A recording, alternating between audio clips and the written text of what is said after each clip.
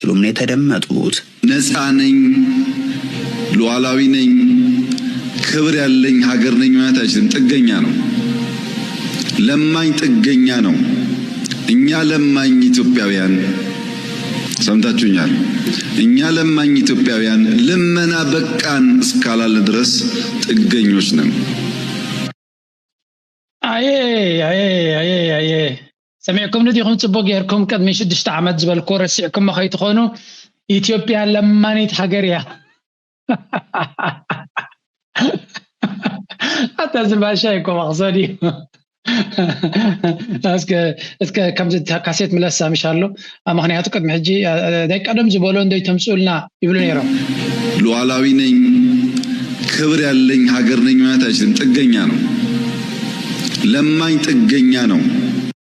ሉዓላውነትና ይብላን yes you're right ንስኻ ሉዓላውነትና ኢትዮጵያ ቅድሚ ካዝ ነበርኩም እንዲሁ ኣብ ግዜኻ ግን ሉዓላውነትና ኢትዮጵያ ኢልካ ክትዛረብ ከቢድን ኣዝዩ በዳህነት ብዩ ኣብ ልዕሊኡ ጽግዕተኛ absolutely ኣቢ ብዙ ግዜ ሓሶድ ዛረብ ዛረባ ዚያ ግን ወላ ሓንቲ መገናን ዘልያ ኣይኮነትን ሓቂ ከምዘላታ በጥሪያ ኮፍ ኣቢልዋሎ ጽግዕተኛ ኢና ለመንቲና ካብዚ መንፈስ ካብ ዘይ ወፃና ድማ ሉዓላውነትና ትርጉም ክህሉ ይክልኒ ምክንያቱ ሉዓላውነት እና ለመንካ كون هيكلني مجمريا بزلك دويلك كتنبرن كتمحدرن كتفتنا لك دحريت الاولى مت زابي عمد دحرنا شمنت عمد كي قارص كلمنن كنبرك خن دحر مسنحو نقولكم اجدما اتكونتات قدم زخدو زنبره ارخاخي بلو كمزا تريوازلهم لما انت حسوا رجعتنياتاتين يبلالو ترو انا نبليرنا ግን ቁርብት ላይ ምስት ገብረ ዝነበር አፍቆፍናይቲ አዲስ አበባ ተገብረ ገለገለ ስኮምታት ለማን ከምዘይ ኮንካ ከተሪኻ ትፍትን ነርካ ጀዋር ቤላ ጌሮብ ካል ቪዲዮ ናት ገሪጽዋ እንተርኺባ ከምጻልኩም በሐፈሽ አወቃሉ ለአብይ ኢትዮጵያን ለማይባሉ ተመሳሳይ ወቅት በፓርላማው ይሄው ህዝብ ወደ 100 ቢሊዮን የሚጠጋ ብር በባለስልጣናትና ባጋሮቻቸው ተዘርፏል የሚል ሪፖርት ቀርቧል። የምጣኔ ሀብት ባለሙያው ደግሞ ሀገርና ዜጎች ሙሰኞችና ተባባሪዎቻቸው ላይ ፍትህን ይጠይቃሉ ሲሉ ገልጿል። ሪፖርተር ጋዜጣ በትናንት እትሙ ይዞት የወጣው 98 ቢሊዮን ብር በብልጽግናው መንግስት ባለስልጣናትና በአርቲስቶች በኩል ስለመዘረፉ የሚገልጽ እዝትሪ ወዘለሁም ድማ ሓደ ካብቲ አገራምን ቫይራልን ኮይኑ ዘሎ መልእክቲ ንስ ድማ ኣብ ኢትዮጵያ ከባቢ 100 ቢሊዮን ዝኾን ብር ከባቢ ብዶላር ክሽረፍ ከሎ was this let me give you where is that one I'm going to show you አበይከም ዘላ እዚያ መخريكم በዶላር ተርጉሞ ማኒረም ኤርትራውያን ሓደ ኤርትራ አካውንቱን ሼር ገርዋኒሩ ወገዳሱን ስለዝኾነ እዚ ከይተጋገ ኾነ ግርሶ ብና ኢትዮጵያ ብና አሜሪካ ብና ኤርትራ ብና ዶላር ናይሎ መሸርፍ ክቅየር ከሎ 620 ሚሊዮን ዶላር this is a lot of money ኢትዮጵያ እዚ ናፍሪካ ብዙ ገንዘብ እዚ ስለዚህ a 9 months audit نتشعت وري audit استجبره of the current fiscal year نزع عمت زيادة استجبره audit مالتيو has uncovered the massive loss of public funds كساب كبابي 610 مليون أبنا وش حدا عمد budget كن نزع كل جنزب تسرقوا كم استسرقه reportedly missing or misappropriated by senior government officials and several artists سلزي حتى حجر ببرك هونكلو 9 بليون بدولار 610 مليون قاليو تجعويو تسرقو قاليو دما ابزي قبون اب نايبلشونا بوتان كمستافت تغنزب يوزن القرزولو ازي دما مر ايا نايتي حقر لعلا عغماز اقام اقاتي موازولو ولا ناي ندادي لو ميم ناي ندادي اب زحلفة كم سمعنا يو بسنكتي اب ايران اقاتي موزولو كونتات رايكونن كمزا اقاتي موزولو سراور سدد بلشونا يتوم نتينا دادا ام كففال يجلوم قويهم حبيهم بحصور كشطو وصلو زيدليو بازيو كبور ببغرب ناوصو يشطو وصلو زلو اتز بدما كجف واغا يخفللو لنز غدايزي سلازي نزو كل مسغمغمه بروفيسور حسكيل زبالا سمعو ኢትዮጵያን ሀገር ፈርሳለች ጦርነት ኖረም አልኖረም ጦርነቱ አክሰለሬት ያደርጋል ያንን መጥፋት አክሰለሬት ያደርጋል ይሄን የምልበት ምክንያት አለኝ በከፍተኛ ሀዘን ማንኛውም ሀገር የጋራ እሴቶች ያስፈልገዋል አብሮ ለመቆየት አብሮ ለመቆየት አንድ ህዝቡን የሚያስተሳስሩ የጋራ እሴቶች ያስፈልጋሉ ባህላዊ ፖለቲካዊ ኢኮኖሚያዊ የጋራ እሴቶች። ይህ ሀገረ መንግስት ከወደቀ ለሁላችን አይጠቅምም። ኢትዮጵያ ከም ሀገር ፈሪሳያ ይብላል ፕሮፌሰር ሕዝቅኤል ገቢሳ። ኢትዮጵያ ከም ሀገር ፈሪሳያ ኩናት ይሃሉ አይሃሉ ኩናት እንተሎ ይብላል ነቲ እዚ ሕጂ ዘሎ ኩናት ብኩሉ መንገዲ ነቲ ምውዳቅና ኢትዮጵያ አክሰለሬት ይገብሮ ወይ ካ ፍጥነት ይወስኸሉ እዚ ግዜ ኮስ ዝግቦ ቀሲል ከውን ዝግባ በፍጥነት እትውጥቀት ከም ዘጋጥም ይገብሮ ግን ኢትዮጵያ ኩናት ሃልዩ አይሃልዩ እቲ ሀገር መፍራሳ አይተርፍን ይብላል ስለዚ by ongoing conflict ተዘሎ ኩነታት ድማ lack of shared values ድማ ነቲ ሀገር ዘውድቕ ዘሎ ጸገም ድማ አለለቱ ኩናትን ካለን ዘሎ ዘባበና ቁጠባን ገለን ሓበራዊ ክብርታት ንኩሉ ህዝቢ ነቲ ሀገር ዘተኣሳስር ክብርታት ስለዘየለ a fundamental requirement for any country shared culture political and economic values is missing in Ethiopia leading to a lack of collective investment in the state's survival ስለዚህ እንታይ ይብላሉ ሓበራዊ ክብርታት ዘይብልካ ናይ ሀገር ክብርታት ዘይብልካ ኩልኻ ከም ሀገራዊ ከተኽብሮ ዘለካ ነገራት ዘይብልካ ሓደ በብናቱ ባህላዊ ክብርታትካ ድማ ተገራጫዊ ናይቲ ሓደ ባህሊ እቲ ሓደ ዝጸልኦም ናይቲ ሓደ ዕብለላ ነቲ ሓደ ዘደክም ኮይኑ ዝስማዓካ ተኾይኑ እዚ እውን ብሓደ ከም ተቕፅላ ይገብረካን እዩ ለለኹሉ ድማ ኢኮኖሚክ ቫልዩስ ወላ ናይ ቁጠባው ክብርታት ናይ ቁጠባውን ፍጺሙ ነቲ ሀገር ብሓደ ከነብር ዘይክል ኣብ ስልጣን ዝደየበ ነትናቱ ዓሌትን ነትናቱ ብሄርን ነትናቱ ዞባን ጥራይ ከብተም ዝፍትን ንዑዝ ምች ጥራይ ዝገብር ናይ አዲስ አበባ ዲቤት ዘሎ ጥራይ ረይዎ ኦሮሞ ከመይ ገይሩ በዚ ኮሪዶር ልምዓት ተጠቂሞም ቶም ኤሊት ናይ ኦሮሞ ነቲ ተወላዲ ናይ ማሕራ ነቲ ካል ህዝቡን ተከባብቲ ከነልምዑ ኢና እናበሉ ንዑ ፈንቂሎም ነቲ ህዝቢ ግጥፋ ኢሎም ኣብቲ ቦታ ንኻል ህዝቢ ይብዎ ከም ዘሎ ንኻል ተወላዲ ኦሮሞን ንካልን ይብዎ ከም ዘሎ ሰፊሕ ዝኾነ ቅሬታን ክስን እዩ ዘሎ so ከንቲባ ናይ አዲስ አበባ ቴዲ አፍሮ ከሲስኒ ኢላ አንጻሩ ከተዛረብ ተሰሚዓ ዘላ ማለት እዩ ቀጽሉ እንታይ ብላሎ state as a private property ሀገር ከም ግላዊት ትካል ጌርካ ክትሪኦ ከለኻ ከም ግላዊ ትካል ምርኣይ ጥራይ ዘይኮነኻ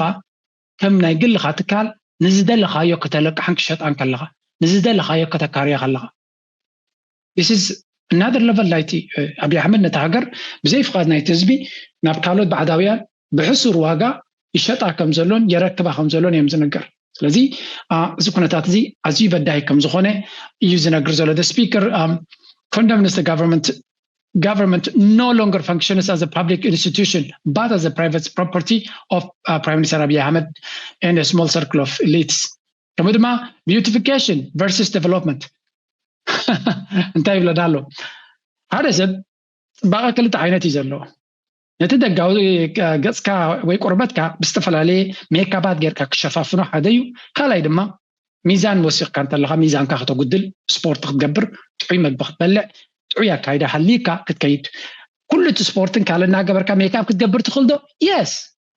that's possible እዚኦም ኩለን ኣብ ጅም ፊትነስ ዝገብራ ደቂ ኣንስትዮ ሜካፕ እውን ይገብራ እየን so እቲ ጽባቐ ምጽበባቕ ኣብ ዝገብሮ ዘሎ ኮሪዶርን ገለን ሜካፕ እዩ ዝበሃል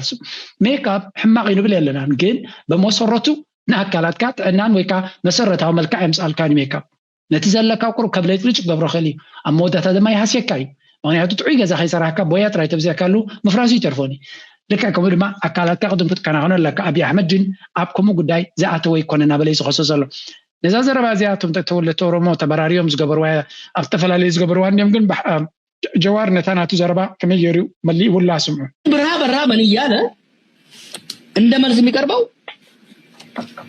የድሮን ሾው ነው ከየት መሰለህ የሚመጣው ይሄ ወደፊትም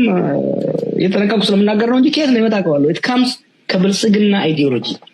ይሄ ፕሮስፔሪቲ የሚባለው ነገር I hope የሃይማኖት ሰዎች ወጥተው በደንብ እንዲገልጹ ፈልጋለሁ ሰዎችን እንደ ልክ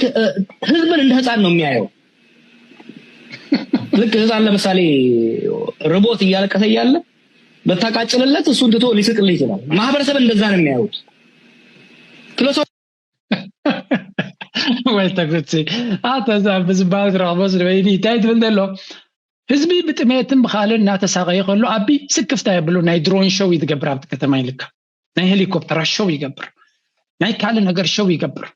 አበይቲ ፌስቲቫላት ይገብር አበይቲ ኤክስፖታት ይገብር አበይቲ ሴሚናራት ኮንፈረንሳት ማዕድ ገንዘብ ዝፈሰ ይገብር ህዝብ ካጠምየ መናብሮ ከፊኒ ሰራተኛ ቤት ናይ መንግስቲ ድማ ኣብቲ ንሱ ዘለዎ ቦታ ደይ ለርሑቕ ዘሎ ገጠራት ዘሎ ሕክምናታት ናይ መንግስቲ ይኹን ኩሉ ብሕፅረት ናይ ባጀት እናተሳቀየ ከሎ ኣብይ ኣሕመድ ብዙሕ ገንዘብ ኣውፅዩ ዘብለጭ ነገር ክገብር ተርእዮ ዛንታዩ ካበይ ዝመፀ እንደልካ ካብቲ ናይ ብልጽግና ዝበሃል ኣተሓሳስባ ዝመፀ እዩ ምክንያቱ ንሰብ ከም ህፃን እዩ ዝርእዮ ነቲ ህዝቢ ከም ህፃን እዩ ዝርእዮ ህፃን ጠምዩ ክበክ ከሎ ወይ ገለ ነገር ሃሪሞ ክበክ ከሎ ኣጋጣሚ ደወል እንተቃጭል ካሉ ነቲ ብኽያት ረስዑ በቲ ቃጭል ክስሕቕ ክእል እዩ ነቲ ዝሕምመኑ ግዜኡ ረስዑ በቲ ካልእ ዝተፈጠረ ክስሕቕ ክእል እዩ ህዝቢ ድማ ከም ህፃን ገይሩ ስለ ዝርእዮ ዘሎ እቲ ኣብይ ኣሕመድ ዝኸዶ ዘሎ መንገዲ ናይ ባሓቂ ዘሕዝንን ኣሰካፍን ጉዳይ ምዃኑ እዮም ዝነግሩ ዘሎ so the story of እዚ ናይ ብልጽግና ኣዝዩ ከቢድ እዩ ብፍላይ እቲ ኣብ ቁጠባ ዝኽተሎ ዘሎ ኣብ ካልእ ዝኽተሎ ዘሎ መወዳእታ ዘይብሉ حسب نايت هاجريو زي ما تسوزل لهم زبلوا زلهم this is a سبزي تزارب كذا ودع نجار كده يكون زي this a lot of stories سبزي كتزارب أدخل now the situation is different معناته حجي نابكينات جزخة يخيس لزلت كنتات حركة بتسبال زلو بتدقق عم تسمع زلو نابتقراي كينات كم زخلي زنقر زلو ስለዚህ እዚ ጉዳይ እዚ ዳርጋ ኩሉ ዓይነት ዋርኒንግስ ይዝመጽ ዘሎ እቶም ናይ ብልጽግና ካድረታት ድማ ቀጣሊ ኩናት እዮም ዘውይ ዘሎ ኣብዚ ወስምዕዎ ቆሌያሞች ናቸው ቆሌ ማለት ጦርነት ናፋቂ ቆሌያቸው ጦርነት ይሆነ ማለት ነው ምግበይ ለምሳሌ የምግበይ ቆሌ ያለ ጦርነት ነው የምግበይ ቆሌ የደብረጽዮን ቆሌ ያለ ስልጣን ነው ቆሌው ስልጣን ለማግኘት ማንኛውንም ነገር ያደርጋል ዳዊት እንደነገረ የአይምሮ ሁሉ ችግር ውስጥ ገብቶ كم تريوا زلهم زياتهم دما قلا بقى ني هو حد كينات رايد فتو سلطان زدليون كينات زفتون يمري أم زلوا زبل غاز لايتنج بحالزي زي أجندة نمقبار نكينات نمجمار زتكملوا زلوا زرباتات يزيد تم كادرات ناتو بقدر حكي نكينات يدالهم زلوا حدش متن قطعوا سيدلوا حكرنا تلوز قدايزي كينات كنات أبكر كم زلوا زتم بكون غلي የሆኑ ወደ 36 ከፍተኛ ባለሙያዎችን ይሄ በኦፕሬሽኑ ወደ ማሰር ተይዷል ርዕሰ ጉዳይ ላይ እጅግ ይሄ በጣም አስደንጋጭ የሚያደርገው ጦርነቱ እየለየለት ነው ነገሮች ወደ ምንም ዝም ብለው ሰው ላለመስማት አውቆ ጆሮን ካልያዘ በቀር ነገሮች የሚያሳዩት በጣም በፍጥነት ወደ እየሄዱ ነው በዚህ መካከል 36 የሚሆኑ አዲስ አበባ የጠቅላይ ሚኒስትር ጽፈት ቤት የሚሰሩ ኤክስፐርቶች የጠቅላይ ሚኒስትር ጽፈት ቤት ራሱን የቻለ በርካታ ሰራተኞች አሉ ካሉት ሰራተኞች ኤክስፐርቶች መካከል 36 የሚሆኑ ተለቀሙ የትግራይ ተወላጆች ናቸው ሁሉም ከነገ ጀምሮ ወደ ስራ እንዳትመጡ ተብሎ ተነገራቸው አንድም የትግራይ ተወላጅ ወደ ጠቅላይ ሚኒስትር ጽፈት ቤት አካባቢ ዝር እንዳይል የሚል ትዕዛዝ ተሰጥቷል ያው ግቢው በቀን 2-3 ባነፍናፊ ውሻ ይፈተሻል ነግረናቸዋል አሁን 36ቱም ወደ ቤተ መንግስት እንዳትመጡ በቃ እጂ እዚ ንሓቅነቱ ንግዜ ክንገጥፎ ንኽእልና ምክንያቱ ኮንፊደንሻል ሓበሬታ ክኸውን ስለ ዝኽእል እንታይ እዮም ዝብሉ ዘለው ኩናት እናቐረበ ይኸይድ ከም ዘሎ ዘርኢ ምልክት ኢና እዮም ዝዛረቡ ዘለው تبلتقنا ويكا أبتنا عبينا برايم مينستر بيت إحفاد صرح زنبرو 36 تولدتنا تقرأي زخونو إكسبرتيس بروفيشنالس مالتيو نابتسرحهم كيملسو تطوك كابتسرح نخل ليو تعزيزا مالو زدما أبي كوينات كويت تغينو تولدتنا تقرأي تغينو ولا نبلتقنا زدق في يخونو مستيرنا يموز تخلص لزلو زوم سبازياتهم كابتي بيت إحفاد كترحقهم كتكلال لك تجارب سلوزخونو سي نكوينات كي تحبابرو سرحان كتقدفا مالكا نزا طباب زيادة مني نجيرون عبودي كبيري واخون كبير بامبي واخون أي ما يبملس دا أميرو خيكون زيا أنا عيد بحالك كوتس أني ناينا نروي زلنا زحزني أفل ساد تجارب حجون كبير بده هي متصوم الله only this time انتو حدا جناب زوانزي أما غالي نتي زنبرة بحرخرخ عبد صريولو كنتات بزي حمالو قال لي لا يكون بده زلهم حجون قل انتو هذا نتي زنبرة بحرخرخ نعم مصراي قريبهم سلو أبي أحمد أبز حجة مجالي جوزلو نعم تقرأي مسيو كم تناي كم قدم كنا مثلا كانوا حج كيوزكن كم زبال كل كني أبي أحمد نفانو نشانن كسعراي كالن هو حتى نجيب زوانزي كسعريه اللي زقمت من البات أبهو تتازلو أبي أحمد تعينت عام خمسلو قوم شتن يرلو يتوتدراها مناتو مستير يكونن ethnic profiling بحالزي ተደጋጋሚ ዝውን አካል ናይቲ ጄኖሳይድ ዝበሃል እንዲሁ the speaker asserts that these individuals are being treated as suspects solely based on their Tigrayan identity entity ተብላሎ ethnicity እንታይ ይብላሎ እዚኦም ሰባት እዚኣቶም ወላ ሓንቲ ገበን ዘይብሎ በቲ መንነቶምን ብሄሮምን ዓለይቶምን ጥራይ ተነፂሎም ካብ ስርሖም ይስጎጉሎ እዚ ድማ ኣብ ተቐድሚት ምን እንታይ ብለና ፀኒሑ እዚ ፕሮፌሰር ህዝቅኤል ኢትዮጵያ ከም ሃገር ክትፈርስ ትኽእለሉ ብዙሕ ነገር ኣሎ ምክንያቱ ዝኣሳስራ ነገር ስለ ዘይብላ ዝበሉ ሓቂ ትሪእዎ ኣለኹም ብተግባር እዚ ባዕሉ ይተኣሳሰረልካ እቲ ጉዳይ ስለዚ again expanded operation the cleansing of personnel is expected to extend further into the Ministry of Defense, security agencies and religious institutions ስለዚ እንታዩ እዚ ድማ ሕጂ ክቕፅል እዩ ብናይ ፕራይም ሚኒስተር ኦፊስ ጀሚሩሎ ተወለድቲ ናይ ትግራይ ዝኾኑ ካብ ዝተፈላለዩ ቦታታት ንኣብነት ከም በዓል ሚኒስትር ምክልኻል security agencies ከምኡ religious institutions ሃይማኖታዊ ቦታታት ካብ ኩላቶም ነቲ ተወላዲ ናይ ትግራይ ኣካቡ ከገልልዎ እዮም ተመሳሳሊ ወላ ምስቶም ሓራ መሬት እውን ኣይጣዓመን ኣሎ ይብልሎ ምስ ሓራ መሬት ዝበሃል እውን ብኣሳጋጢሙላ ብስሙ ካሊ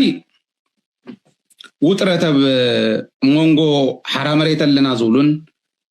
ሰራዊት ኢትዮጵያን ኣዘዝ ሰራዊት ኢትዮጵያን ኣዘዝ ትሸፋቱን ሓያል ውጥረት ከም ዝነበረ ተመስገን ዳዊት ዝላእኽልና መረዳእታ ኣሎ ዕለት 23 በቅድሚት ማለት እዩ ኣኼባ ኣብ ኣዳማ ከም ዝነበረ ኣብዙ ኣኼባ እዚኡ ኣመራርሓ ሓራ መሬትን ናይ ኢትዮጵያ ሰራዊት ኣመራርሓን ብርሃኑ ጁላ ዝኣከቡ ኣኼባ ከም ዝነበረ ኣብዚኡ እቶም ኣብ ሓራ መሬት ኣለና ዝብሉ መራሕቲ ሸፋቱ ዕጥቂ ተወሳኺ የድልየና እዩ ናይ ከቢድ ብረት ድጋፍን ሽፋንን እውን ይውሕደና እዩ ተዋጊና ክንእትወኩም ኢና ኢልኩምና ነርኩም ግን ከሳብ ሕዚ ምንም የለን ወዘተ ዝብሉ ሕቶታት ከም ዘለዓሉ ኣብታ ኣኼባ እዚ ዓይነት ሕቶታት ከም ዘለዓሉ ይሕብር ተመስገን ድሓር ብርሃኑ ጁላ ነዚኦም ብቁጥዕ ከም ዝመለሶም ጣዕም ተቆጢዑ ከም ዝመለሶም እቲ ሓደ TDF ፈሪሱ እዩ ተበቲኑ እዩ ምሳና እዩ ኢልኩም ሸዊድኩምና ኢኹም ሓሲኹም ኢኹም ኣታሊልኩምና ኢኹም እዩ ዕጥቂ ካብቲ ሕዚ ሂብናኩም ዘለና ንላዕሊ ኣይንዕጥቆኩምን ኢና ዝብል መልሲ እውን ከም ዝሃቦም ሽፋን ዝምልከት ከዓ እዚ ኩሉ ቁምቡላ እናተኮስና እንታይ ሰሪሕኩም ከሳራ ኢኹም ዘለኹም ዝብል መልሲ እውን ከም ዝመለሰሎም ብዙሕ መንእሰይ ክነሰልጥን ኢና ኢልኩም ባጀት ወሲድኩም እዚኣ ብደንቢ ብመርትዖ ክድግፋ ማለት ንሕና እውን መርትዖ ስለ ዘለና እዚኣ ብዙሕ መንእሰይ ክነሰልጥን ኢና ኢልኩም ባጀት ወሲድኩም ዋላ ሓንቲ ነገር እንታይ ገበርኩም እስካዕ ሕዚ ከፍ ኢልኩም ኣለኹም ዝብሉ ከም ትሪእዎ ዘለኹም ነቶም ንበዓል ጻድቃን በዓልቲ ጀነራል ኢንተርናሽናል ጀነራል የዝበለ ጀነራል ወዶን ጥሩ ድዮም ወላ ወዱ ጭሩ ዝበለዎ ንስ እንዲዩ በዓል ንሱ እዮም ሕጂ ሽግር ገጢሞዎም ዘሎ ስለዚ again war is on the corner እዮም ዝብልዎ ከምዚ ኩናት ኣብቲ ከባቢናን ኣብቲ ዙርያናን መፅኡ ከም ዘሎ ብፍላይ ንተጋሩ አብይ አሕመድ ዝርካቡ ነገር እዚኦም ናይ ሓራ መሬት እናተረመሱ ብምኻዶም ሰናይ ነገር እዩ ካብ ኩናቱን ክድሕኑ ይኽእሉ Breaking, Khartoum International Airport reportedly targeted. Khartoum Airport reportedly targeted. بمن target كوينيهم زبلو زلو بدرون أنا كريك مي نشتى فيديو رخيبر له عباي فيديو كنا تنقل نشتى فيديو رخيبر له كل نجار بجبتك خوني زمرت أنا ولا كنا عم ببكي رجلكم تلوغن نشتى فيديو رخيبر سلزله بصحف أنا زبلكم بعينكم تريونا نبين سلزخانة. Let me show you this one. So زي حاجة ورد على ذات كتري وارد لهم كارتوم إيربورت تاريمو كمزلو يوم زنقر زلو كارتوم إيربورت بدرونات نايدا عمسري كمستحرمي ينقر له. This is very sad. لأن مجمريا كويت إيرلاينز أتياتهم نايموت أي flights متيوم تسفا غيرهم بزوج بق كزاربو استسمعوا أي سومن أي سالستي. Khartoum International Airport reportedly targeted a short while ago by drones have been taken off from Ethiopia's Bahar Dar base. Bahar Dar base na Ethiopia stabagasa dronat ni Khartoum airport ni srah ስለዚ ጀመረ ንድሕሪት ንምምላሶም ዝተገበረ እዩ and operated by the United Arab Emirates. Bahar Dar እዮም ተበጊሶም ናይ መን ከተ ድሮናት ብናይ ኢማራት ዝመወላን ናይ ኢማራት ካብ ኢትዮጵያ ተበጊሰን ንካርቱም ኤርፖርት ከም ዝሃረማይ ዝንገር ዘሎ can you imagine እንታይ ንዛረብ ከም ዘለና what if Sudan ነፈርታ ጌራ ነቲ ቦሌ ኤርፖርት ውልዕልዕ እንተበለጦ this is going to be very ugly ሳክንዴ በሐዊ ጽወት ከም ዘሎ በሐዊ ብልጽግና በሐዊ ዝጻወት ዘሎ ان ابحد ቦታ ሪያ ከይመስለኩም I'm just ነዚያ ኣብ 3-4 ቦታ ፈለው ገብራለሁ ወላ መንግስት ናይ ሱዳን ኤኮዝ ባህል ከም ዝገረጾ ካርቱም air defense ናይ ሱዳን ዳውንስ targeting key sites amid reports they originated from Ethiopia with UAE support ስለዚህ እዚ ሕጂ ዘሪኩም ዘለኹን ካብ ናይ ሱዳን ኤኮዝ ባህል ዝወጽ ሓበሬታዩ እቲ ድሮን ካብ ኢትዮጵያ ከም ዝመጸ ብናይ ኢማራት ሰፖርት ዝተገበረ ምዃኑ እዩ ዝንገር ዘሎ እዮም ዝብሉ ዘለዉ Multiple sources indicate that the drones used in today's attack likely originated from Ethiopian territory. This aligns with the international reporting, including investigations by the Reuters and analysis from humanitarian research lab at Yale, which identified military and logistical activity in the Asosa area near the Sudanese border. This report suggests that the UAE established support infrastructure believed to function as a base facilitating militia actions. ስለዚ እዚ ንሪኦ ዘለና ናይ ብሓቂ ዘሕዝን ኩነታትን ናይ ብሓቂ ዘሰክፍ ኩነታትን ንርኢ ዘለና ብልጽግና ክንድምንታይ ኣብ ጨምለቕለቕ ኣትይኾም ዘሎን ክንድምንታይ ኣብ ረሳሕ ተግባራት ኣትይኾም ዘሎ ኢና ንርኢ ዘለና very very sad but it's true እዚ ትከውንነት ኣባይታ ንሪኦ ዘለና ኢና ናበይ ክቕፅል እዩ እንታይ ክኸውን እዩ ኣመንጎ ናይ ኢማራት ኣካይዳ ኣብዚ ከባቢና ድማ ጽቡቕ ጌርካ ገምጋም ጌርካ በቲ እስራኤል ትኸዶ ዘላ ይኹን ካልኦት ዝገብርዎ ዘሎ ኣብ ግምት ኢኻ ቀሊል ዘይኮነ ኩነታት ኢና ንርኢ ዘለና ፋይ እዚ ተሓደ ኮይኑ ካብ ሕጂ ንድሓር ሱዳን እውን ብወቅዒ እንታይ ክትገብር ትኽእል ወላ እኳ እቲ ጽምዶ ኣብ ካርቱም ዝግበር ዝነበረ ከም ዝረኣናዮ ኣካል ናቱ ከም ዝነበረ እውን ንዝክሮ ተኾና እቲ ኩነታት ግን እናገደደ one nation against another have never carried our hopes in their hearts. They have pursued their own strategic interest while our people have paid the price. As an Ethiopian, I must also speak from the pain of my own people. Our country today is enduring a level of suffering and political turmoil that has shaken every community. Many Ethiopians feel that these actions of those power mainly, the action of Prime Minister Abiy Ahmed, have deepened divisions, intensified conflicts, and contributed to instability that reach far beyond Ethiopia's borders. Ordinary citizens are paying a heavy price for governance marked by repression, manipulation, and the pursuit of narrow interest at the expense of national and regional. ፖለቲከኛ አንደርጋቸው ጽጌ ኣብቲ ናይ ጽምዶ ኣብ ካርቱም ዝተኻየደ ዝሃቦ መግለጺ ነይሩ ነዘን ሃገራት ናይ ደገ ሓይልታት መቃቂሎም ክቃጽልወንን ከሸግርወንን ይፍትኑ ከም ዘለውን ረብሓ ናይቲ ህዝቢ ኣብ ግምት ዝእትዉ ከም ዘይኮኑን አብይ አሕመድ ድማ መጋበርያ ናይ ደገ ሓይልታት ኮይኑ ነዚ ዞባ ኣብ ከቢድ ሽግርን ስቃይን ይእትዎ ከም ዘለውን ህዝቢ ኢትዮጵያ ወሪድዎ ዘሎ ስቃይ ድማ ፍሹል ምሕደራ ናይ ብልጽግና ምዃኑ አብይ አሕመድ ዝኽተሎ ዘሎ ዝንብዕ ፖለቲካ ዝፈጥሮ ዘሎ ፀገም ምዃኑ እዩ ኣነፂሩ ክዛረብን ከብርህን ፈቲኑ እዚ ንሪኦ ዘለና ኩሉ ነገር ድማ ናበይ ገጹ ይኸይዳሉ እንድሕሪልካ እቲ ኩነታት ናባእሰን ኣተበላሸወን ዝኸደሉ ዘሎ ኩነታት እዩ ካብ ሓሊፉ እውን ናበይ እንታይ ከምፅእ ከም ዝኽእል ንምግማቱ ከቢድ ኣይመስለንን